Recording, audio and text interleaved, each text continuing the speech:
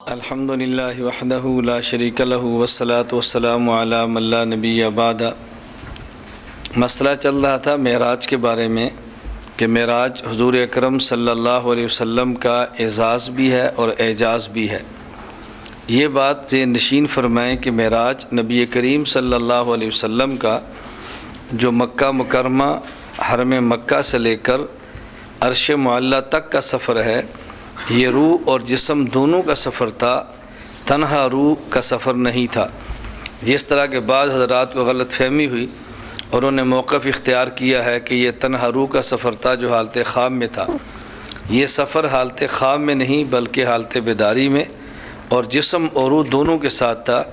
اس پر چند ایک دلائل ذہن نشین فرما لیں۔ نمبر 1، قرآن کریم میں اللہ رب العزت نے جب معراج کے واقعے کا ذکر فرمایا تو آغاز فرمایا لفظ سبحان سے، سبحان الذی اسریٰ بعبدہ۔ سبحان لغت عرب میں کس جگہ پہ استعمال کرتے ہیں؟ البدایہ والنہایہ میں علامہ ابن کثیر رحمۃ اللہ علیہ فرماتے ہیں والتسبیح انما یکون عند الآیات العظیمۃ الخارقہ فدل علی انہ بالروح والجسد۔ لفظ سبحان اس وقت بولا جاتا ہے جب عجیب و غریب اور خرق عادت کسی چیز کو بیان کرنا ہو۔ صرف خواب کے اندر اتنا سفر یہ خرق عادت یا خلاف عادت نہیں، تو لفظ سبحان کے ساتھ اس واقعے کا ذکر کرنا اس بات کی دلیل ہے کہ جسم اور روح دونوں کے ساتھ سفر ہے، تنہا روحانی سفر نہیں۔ نمبر 2، اسی آیت میں اللہ رب العزت نے اس کے بعد دوسرا لفظ استعمال فرمایا اسریٰ، سبحان الذی اسریٰ بعبدہ۔ عربی زبان میں لفظ اسراء اس وقت بولتے ہیں جب رات کا سفر ہو اور جسم اور روح دونوں کا سفر ہو۔ بطور دلیل کے قرآن کریم سے 2 مقام سماعت فرمائیں۔ سورہ ہود آیت نمبر 81، فَأَسْرِ بِأَهْلِكَ بِقِطْعٍ مِّنَ اللَّيْلِ۔ اللہ رب العزت نے حضرت لوط علیہ السلام کو فرمایا کہ آپ رات کے کسی حصہ میں اپنے لوگوں کو لے کر سفر کریں اور یہاں سے نکل جائیں۔ اب حضرت لوط علیہ السلام کا جسم بھی تھا اور آپ کی روح بھی تھی، دونوں نے رات کے آخر اس پہر میں سفر کیا ہے۔ نمبر 2، سورۃ الشعراء آیت نمبر 52، وَأَوْحَيْنَا إِلَىٰ مُوسَىٰ أَنْ أَسْرِ بِعِبَادِي إِنَّكُمْ مُتَّبَعُونَ۔ اللہ رب العزت نے فرمایا کہ ہم نے موسیٰ علیہ السلام کو حکم دیا کہ آپ میرے بندوں کو لے کر رات کو نکل جاؤ، اس لیے کہ فرعون اور اس کے ساتھ اس کے لوگ تمہارا پیچھا کریں گے۔ حضرت موسیٰ علیہ السلام کا رات کا سفر یہ روحانی سفر ہرگز نہیں تھا بلکہ جسم اور روح دونوں کا سفر تھا۔ نمبر 3، اس آیت میں لفظ عبد استعمال کیا، سبحان الذی اسریٰ بعبدہ۔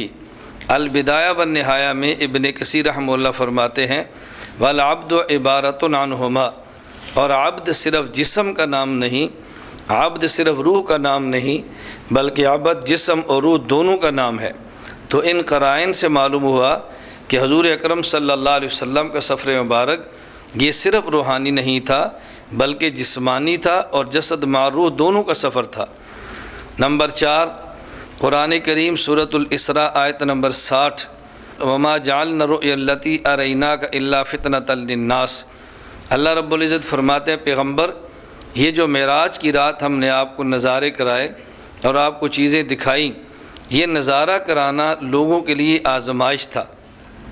اب یہ آزمائش کا مطلب کیا ہے کہ بعض لوگ اس کو مان لیں گے اور بعض لوگ خرق عادت اور فوقل عادت سمجھ کر، یہ چونکہ عقل سے ماوراء ایک چیز ہے، دماغ میں بات نہیں آ رہی، انکار کر دیں گے۔ تو ہم نے اس واقعے کو اور اس رات کے نظاروں کو بطور فتنہ سے مراد آزمائش ہے، آزمائش کے ہم نے آپ کو دکھایا، کون اس کو مانتا ہے اور کون اس کو نہیں مانتا۔ یہ آزمائش کب بنے گی؟ جب یہ صرف خواب کا سفر ہو یا بیداری کا ہو۔ یہاں جو رویا کا لفظ ہے، حضرت عبداللہ بن عباس رضی اللہ تعالیٰ عنہما فرماتے ہیں ہی رؤیا عین اریہا رسول اللہ صلی اللہ علیہ وسلم لیلۃ اسری بی الی بیت المقدس۔ صحیح بخاری باب المعراج میں ہے کہ اس رات نبی کریم صلی اللہ علیہ وسلم جو دکھایا گیا یہ خواب کا دیکھنا نہیں بلکہ آنکھ کا دیکھنا تھا، اور شفا میں تو اس کی بالکل تصریح ہے، یا رؤیا عین رآہ النبی صلی اللہ علیہ وسلم لا رؤیا منام۔ یہ خواب کا دیکھنا نہیں تھا، بلکہ آپ کا اپنی آنکھ سے دیکھنا تھا۔ تو حضور اکرم صلی اللہ علیہ وسلم کو یہ آنکھوں کے ساتھ اللہ رب العزت نے نظارے کروائے تاکہ دیکھیں کون شخص مان لیتا ہے اور کون شخص انکار کر دیتا ہے۔ تو یہ 4 قرائن ایسے ہیں کہ جس سے واضح طور پر معلوم ہوتا ہے کہ نبی کریم صلی اللہ علیہ وسلم کا سفر اسراء کا جسم اور روح دونوں کے ساتھ تھا۔ بعض حضرات نے اس آخری چوتھے قرینے اور دلیل پر ایک اشکال یہ پیش کیا ہے کہ یہاں لفظ رؤیا آیا ہے، وما جعلنا الرؤیا، اور رؤیا عربی زبان میں خواب کو کہتے ہیں، تو معلوم ہوتا ہے کہ حضور اکرم صلی اللہ علیہ وسلم نے حالت خواب میں دیکھا ہے۔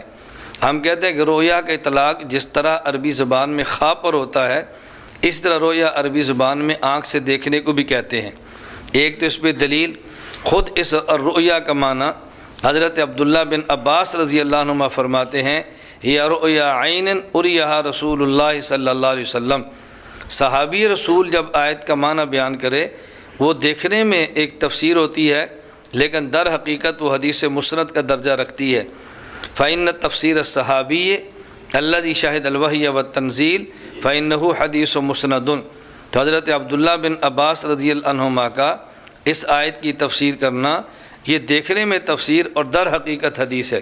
تو معلوم ہوا کہ حدیث پاک کی روشنی میں ہم کہہ سکتے ہیں کہ یہاں رؤیا کا معنی آنکھ سے دیکھنا ہے، رؤیا کا معنی خواب کے اندر دیکھنا نہیں ہے۔ اور باقی کلام عرب پہ غور کریں تو اس سے بھی معلوم ہوتا ہے کہ عرب کے قدیم شعراء نے بھی رؤیا کا استعمال جو آنکھ سے دیکھنے پر کیا ہے۔ روح المعانی میں علامہ علوسی رحمۃ اللہ علیہ نے ایک عرب بدو کا شعر نقل کیا ہے، وَكَبَّرَ لِلرُّؤْيَا وَحَشَّ فُؤَادَهُ، کہ جب اس نے اچانک اپنے شکار کو دیکھا تو خوشی کے مارے اس نے تکبیر کہی، اللہ اکبر۔ یہاں لفظ کیا، وَكَبَّرَ لِلرُّؤْيَا۔ اب یہاں الرؤیا سے مراد آنکھ کے ساتھ شکار کو دیکھنا ہے، خواب میں شکار کو دیکھنا ہرگز نہیں ہے۔ دیوان متنبی میں یہ متنبی کا شعر ہے جس کا ایک مصرع ہے، وَرُؤْيَاكَ أَحْلَى فِي الْعُيُونِ مِنَ الْغَمَزِ۔ اس نے کہا کہ اپنی آنکھ سے کسی کو دیکھ لینا، آنکھ کو دیکھنا یہ نیند سے زیادہ میٹھا ہے۔ تو یہاں اس نے احلا فی العیون سے پہلے رؤیا کا لفظ بولا ہے کہ خواب کا دیکھنا مراد نہیں بلکہ آنکھ سے دیکھنا ہے۔ تو ان قرائن سے معلوم ہوا کہ رؤیا کا اطلاق اگر خواب پر بھی ہوتا ہے تو رؤیا کا اطلاق آنکھ سے دیکھنے پر بھی ہوتا ہے۔